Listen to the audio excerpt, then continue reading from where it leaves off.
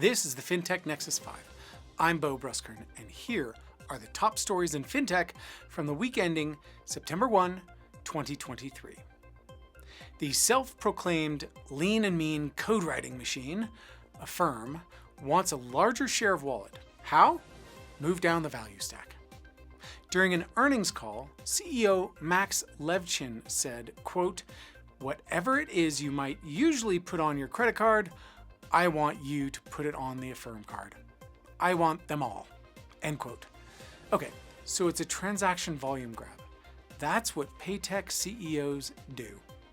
But from the consumer's perspective, I see the attraction of smoother cash flows, going from lumpy credit card and rent statements with semi-monthly paychecks to pay them, to earned wage access and pay in for everything. It's tricky though.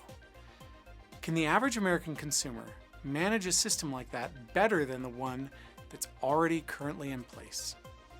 Time and technology will tell. Next up, the big banks are serious about deploying AI. According to Christine Livingston of Protiviti,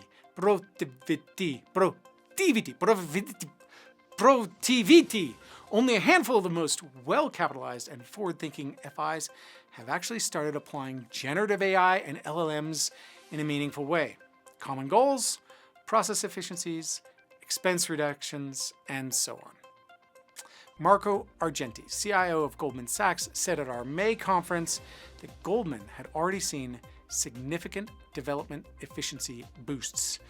He said, quote, "You can easily see at least 10 to 30% boost in productivity, and that very quickly can add up to $100 million in savings."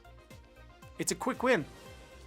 There's another SEC smackdown in the news, this time dealt by a 3-judge panel at the U.S. Court of Appeals in the case of Grayscale versus SEC. Judge Naomi Rao wrote on behalf of the court that the SEC's, quote, "inconsistent treatment was arbitrary and capricious," end quote.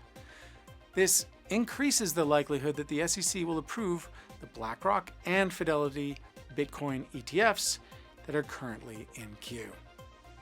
For over a decade, I've heard the adage, interchange fees are going away.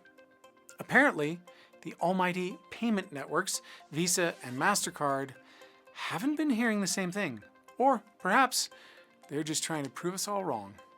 In October and again in April, online purchases and other card-not-present transactions will become more expensive for merchants and probably consumers.